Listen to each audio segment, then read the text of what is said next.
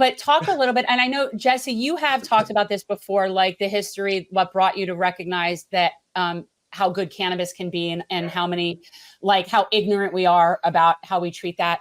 But like where this particular business venture started, like what was the impetus for this? The impetus of it was this, for me especially. Now, I've admitted now I've been a cannabis user.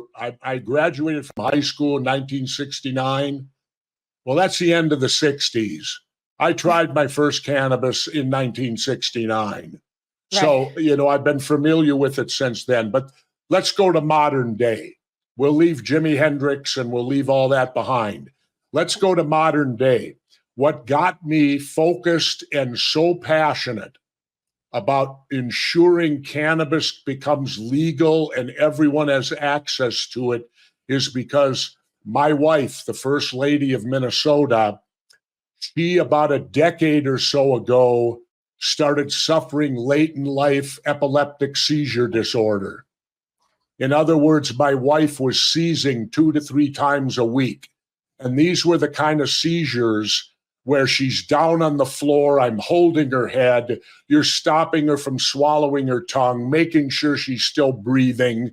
My life and her life was over as we knew it. This was going to be an everyday, weekly occurrence now, apparently. We went to the doctors. The medical doctors put her on 4 different pharmaceutical medications, supposedly to stop seizures. She tried the first one, did not work. Second one did not work. Third one did not work. Fourth one did not work. Some of them had horrible side effects, like her hair started falling out. Finally, in desperation, we had friends in Colorado, and Colorado was God bless Colorado for being the first state to decriminalize the prohibition of cannabis. We had friends out there. We went out there. She had a seizure the night before we got out there in the motel.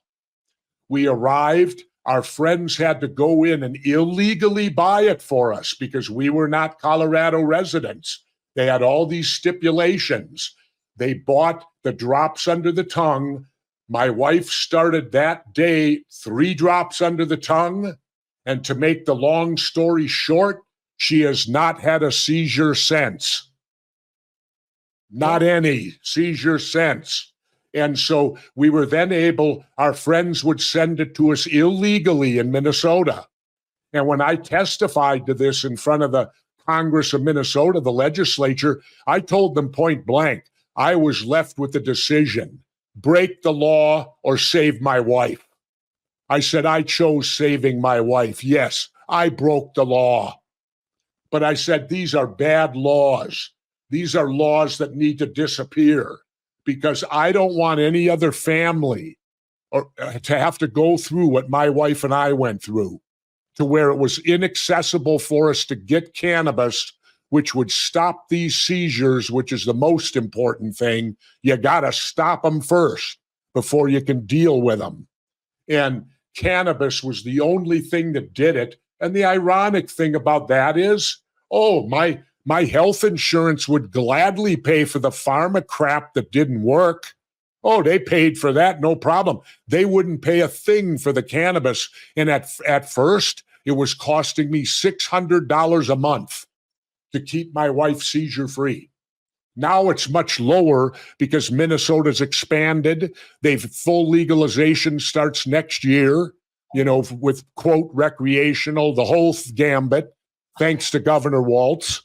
And by the way, he invited me when he signed it into law. He handed me the pen because he said, this was your baby and you're still alive. You need to be here to see it.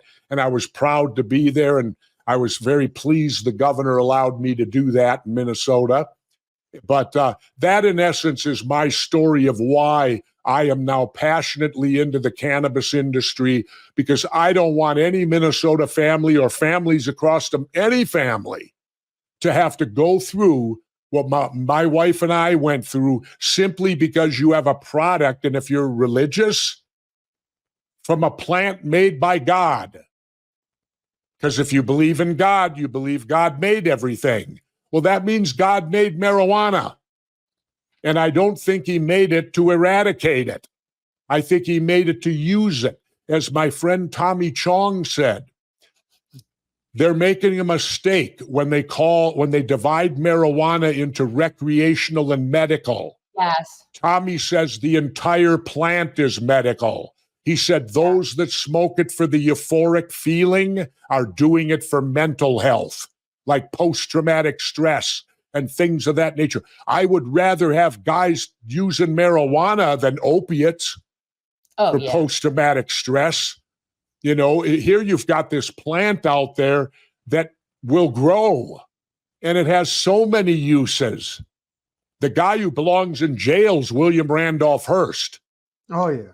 He's the guy who led the fight and brainwashed America into believing that cannabis marijuana was some evil plant created by the devil. Can we just go with the Sackler family? Let's just go with the Sackler family. They're still alive. They should all be in prison. Exactly. Yeah, exactly. But anyway, now the genie's out of the bottle now, and that's the great thing. And I don't think they'll ever be able to put it back into the bottle. No. You got a whole generation of young people out there that I found out are not drinking beer, and I'm a former Miller Lite All-Star. Tastes great, less filling, and the whole thing. I did the whole thing. They did Lightomania.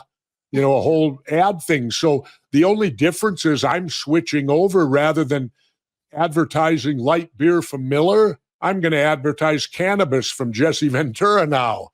Because the great thing I've learned, and the young people are learning this with cannabis, number one, you can use as much as you want and you don't get sick. You're not going to end up out in the alley throwing up like you do with beer and alcohol. We've all done that, haven't we? Ended up in the alley in the evening.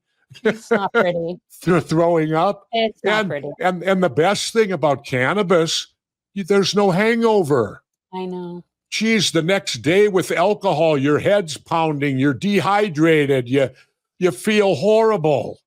Well, with cannabis, you don't. And the young people are learning this, the people that are drinking it in the carbonated drinks and all that. They're fine. And I guess the beer industry's in a panic. Oh, I'm sure. Because they got an entire generation out there that's not sucking down Bud Light and Miller.